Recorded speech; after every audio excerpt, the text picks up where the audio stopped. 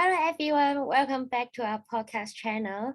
I'm your host Maggie, and today we have a special guest Sarah, and she with us, and she's gonna to talk about WellingtonNZ and her experiences working there. Also, her role with Wellington National Ambassador Team and advice for offshore students and those new to Wellington. Hello, Sarah. Nice to meet you. Hi, everyone. Can you please tell us a little bit about you? Yeah, sure. So my name is Sarah, and I am a ex-international student. So I'm originally from the UK, and I came here in 2015 to study a postgrad degree, and I stayed on in Wellington after that. So got myself a job, and I started working for WellingtonNZ in 2019, and I worked there for 2 years. I have now moved to a different role in a different organization. So I will be talking about my experience working at Wellington NZ, and also I guess my support around international students and what I've done in the past and what what I'm doing now. So Yeah, very excited to be here. yeah, we're also so excited to have you. And today we will have like three topics to interview you. The first one is about the Wellington NZ and other roles about you have had helping students. And when did you start working with Wellington NZ? You just say like 2019, isn't it? Yeah, that's right. Yeah. So before that, I was in a role at Massey University, the Student Association at Massey. And then I got a position at Wellington NZ in, I think, October 2019.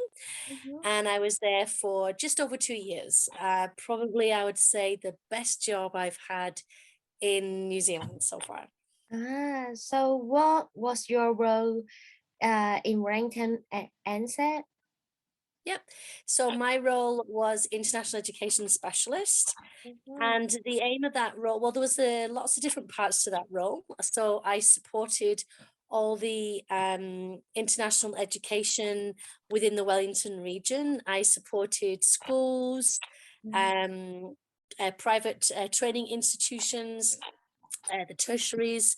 So I worked with a lot of different partners. I also supported international students as well, obviously, because that was my job. Yeah, kind of bringing a unique, I guess, for me, one of the things that I brought to Wellington NZ was my background in using participatory approaches, which is basically where you're making sure that the people that your work affects, so for example, international students and all the different education providers, making sure that they are part of the decision making, a part of that journey, a part of that planning. So that was one of the things that I brought to the role, and that's what I developed over the 2 years that I was there. Yeah, it was really quite exciting because international students are the best. So we are a cool bunch of people. Yeah.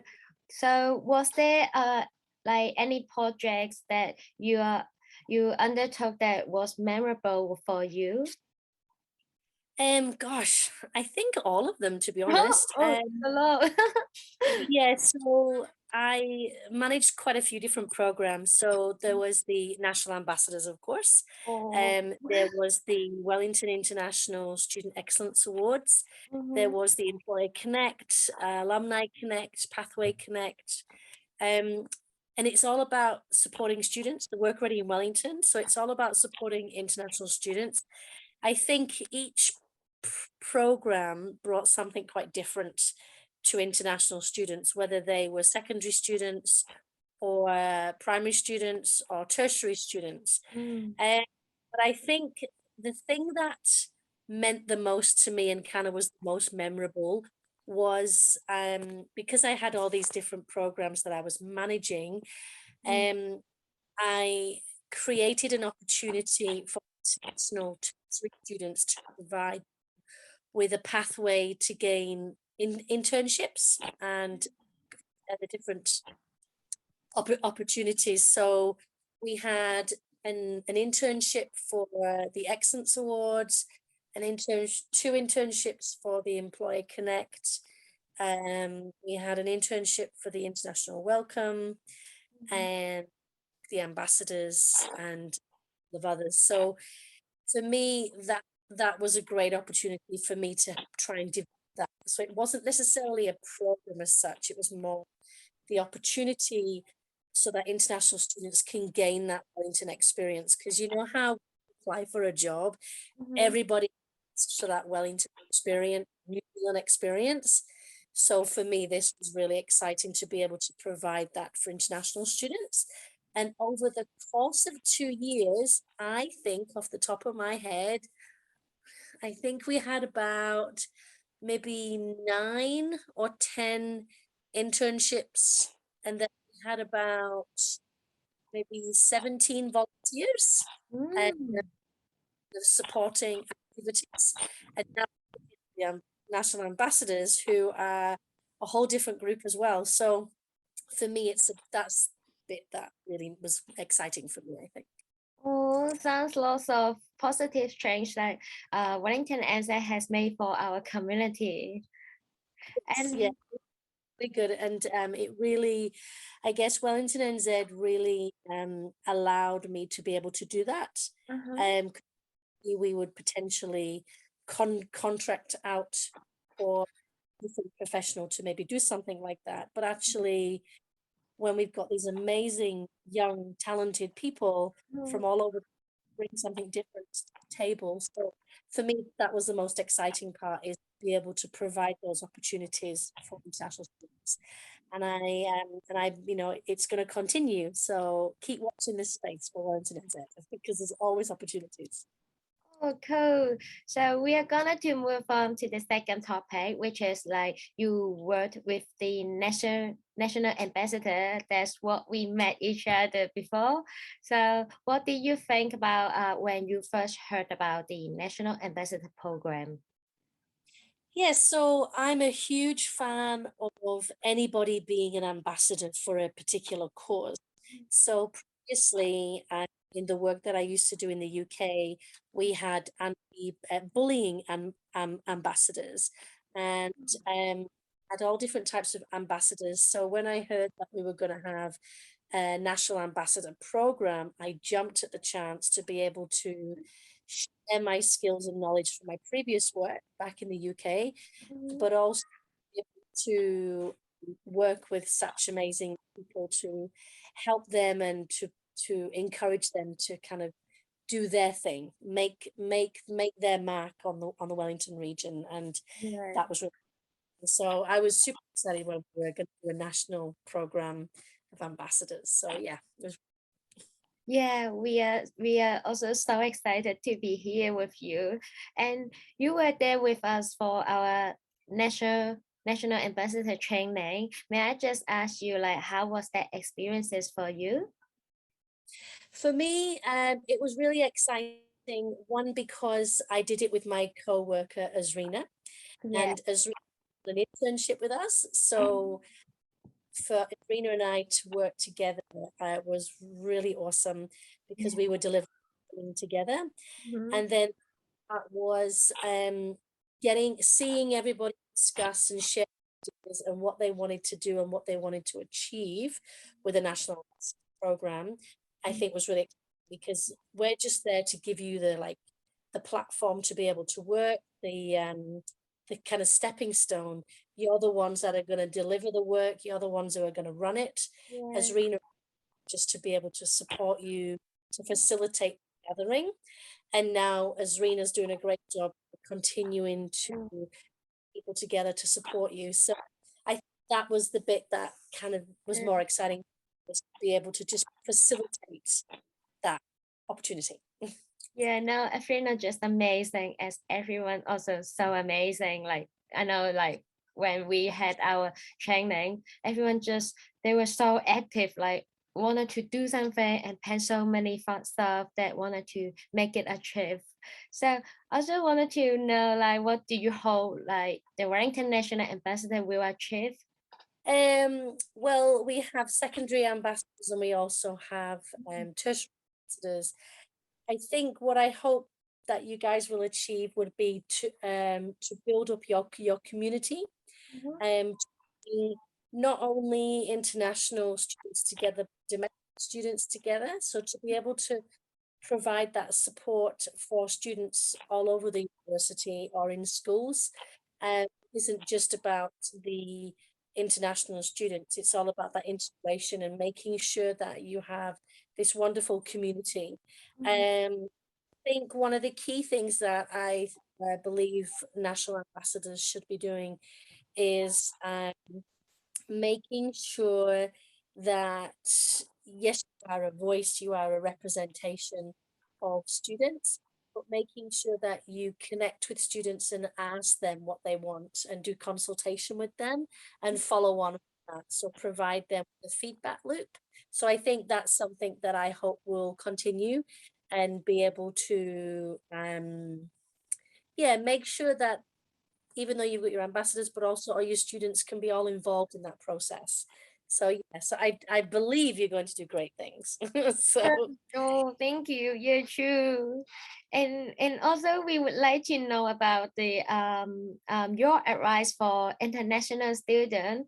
Like I hear that you have had experiences being an international student in the past. So were there any worries that you had living in a foreign place, and also what things help with that? yeah, now I'm a little bit older than most of you guys. So I think the thing that I was worried about the most, Mhm, actually, yes, the one thing that I was worried about the most, because coming into New Zealand on an international student visa, mhm, get the visa afterwards, you have to pass your course. So the one thing that worried me was, am I going to pass the course? Am I going to get the visa afterwards? And I know that's something that most people worry about yeah. because you have to you pass the course and Mhm, get disability. So I'm dyslexic, so I was worried that my assignments weren't to be good. I wasn't going to pass the exam, and actually, so I just worked really hard and focused my energy on my studies mhm, and got when I needed it, because obviously the university where I went to had that learning support, so they could read my assignments, they could help me when I needed it. So yeah, I think that was probably the big thing for me. That's what I was mainly worried about. But I sought help. So I got people to read my assignments and I used all the different learning resources that I could get at the university. And I definitely encourage any international student, especially if their first language is not English, to mhm. have their assignments. And there is services within the university that or the tertiary provider that can help you with that. So don't worry. Yeah, and look, you already make it. So yeah. And do you have any advice for international students who are offshore learners? Because like it's so different compared to before when you're studying in New Zealand, because now because of the COVID we got offshore, like lots of offshore learners. So do you have any advice for them? Yeah, I would be connecting with international students that are already here. Mm-hmm. Connect, become that pen pal, kind of connect and what's happening already in New Zealand, learning a little bit about what students do here. 'Cause it's quite different for when you're studying in your bedroom in a different country. It's quite different when when you're there and when you're here. But I would say connect. There is an opportunity to be an online ambassador. So when I started doing the program when I was with WellingtonNZ, we didn't have any online ambassadors. So there is an opportunity for anyone who is studying abroad to be an online ambassador. So start that cohort. So yeah, there are opportunities there. Oh, cool. So last question that we wish to know, do you have any favorite place in Wellington you would like to recommend to our students that we should visit, or any activity activities that we should do? Yeah. So I would recommend an Otari Beach. It's I love anything that's free. So Wilton Otari Bush is a great place to go and walk. It's in and one thing that I would definitely recommend, and this isn't for everybody, but I would recommend it, is get yourself a cheap bicycle from Warehouse or from Tempest Bikes. Get yourself, I think my bike was like $150 and it lasts 5 years and I cycle everywhere. I don't have to gym. I can just cycle and it just means you have a bit more freedom because one thing I notice is when you live in the city, stay in the city, don't venture anywhere else. So for example, I live in Island Bay and I live opposite the ocean and Red Rocks. I can see Red Rocks from the window. So I would be getting on a bike and cycling to places. But I think my favorite places would probably be Wilton Otari Bush. There is a garden next to Tipaka, which I only found 2 years ago. So only found that 2 years ago. And I think the crocodile bikes. I think that's probably one of my favorite things to do. Yeah. Crocodile. So yeah. Cool. Thank you. The Tipapa Gardens also is my favorite. I love that. I also found really two ducks yesterday over there. They were so cute and also got a little baby. They were so cute. I super recommend people go and see them. Definitely. And there's so many different walking and mountain bike tracks everywhere. So you can cycle, you can walk anywhere. And one of the things I like about the region, so the Wellington City itself, so the region, that everything is close. It's, you can get to different places. And that's what I like about the region. Yeah. Cool, thank you. All right, it's so amazing to have Sarah with us today, and thanks. That's already what we wish to know from you, Sarah. So thank you so much, Sarah, for joining us, and hopefully all this information can help with our students. And so please stay tuned with us for more future podcast episode, and make sure you check out our Facebook and Instagram for more upcoming news and events. Thank you so much, guys. Bye. Thank you, Sarah. Bye.